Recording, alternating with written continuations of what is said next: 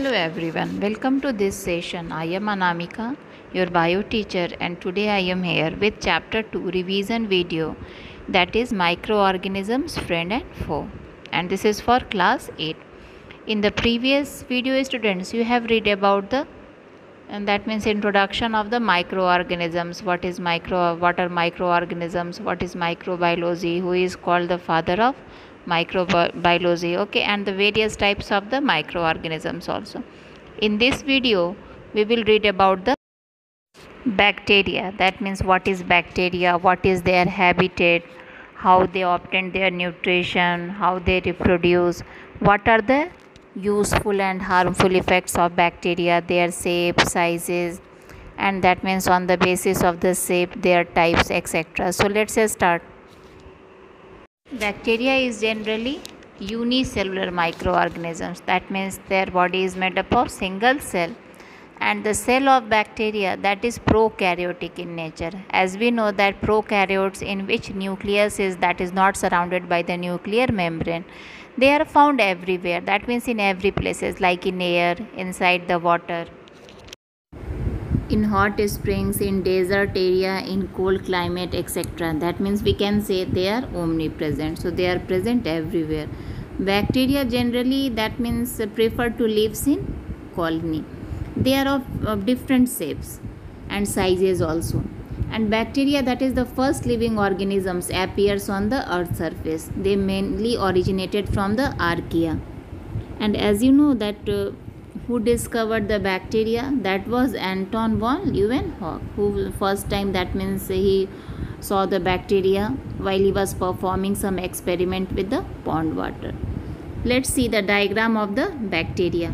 Bacteria is prokaryotic cell in which nuclear material, that is not surrounded by the nuclear membrane, and inside the nucleoid, that is called nucleoid, the DNA is present, single circular DNA is present, that is the genetic material of the bacteria. It is surrounded by the cell membrane, and outside the cell membrane, cell wall is present, which is made up of peptidoglycan. Cytoplasm is also present, the jelly-like substance.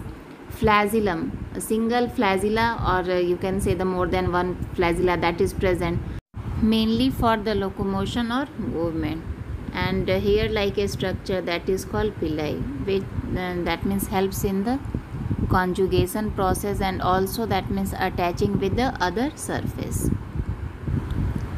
Ribosomes are also present in bacteria, but that is 70S ribosomes.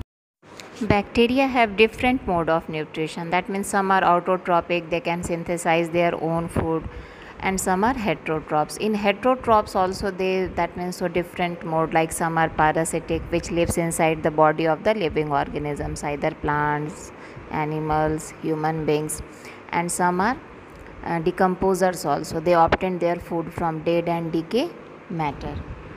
Bacteria generally reproduced by binary fission, that is the most common method, and that is asexual mode of nutrition, whereas some reproduced by conjugation method, that is a sexual method of reproduction.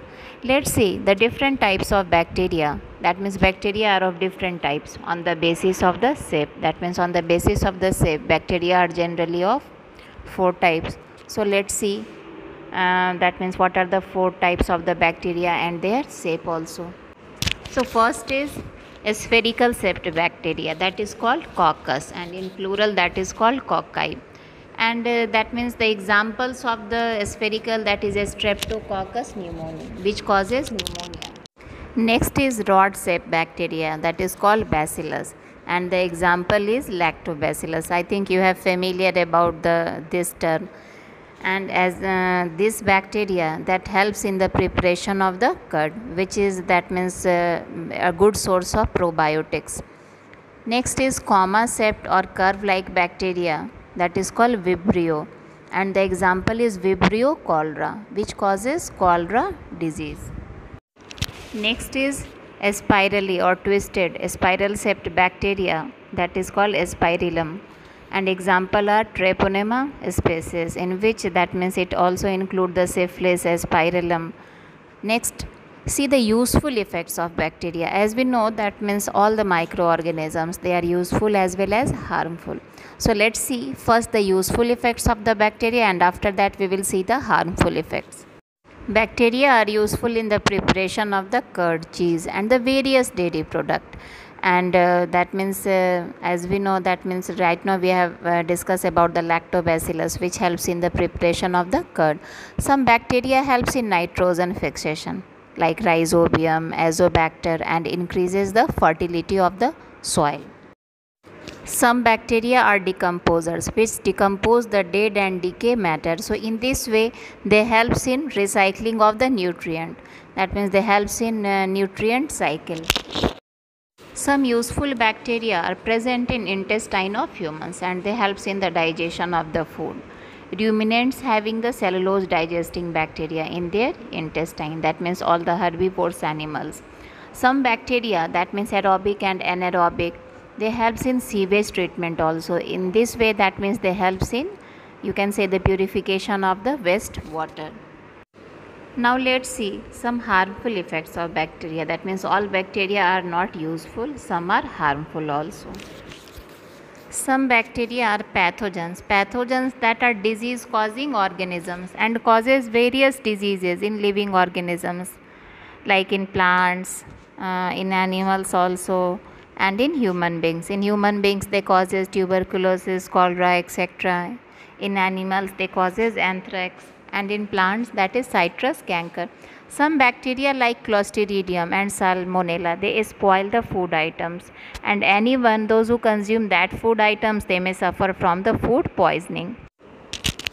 Okay, whatever the topic that is discussed about the bacteria, that should be clear to you students. If you have any doubt, then you can ask in the Zoom classes. Okay, thank you. Please go through the video, watch it carefully.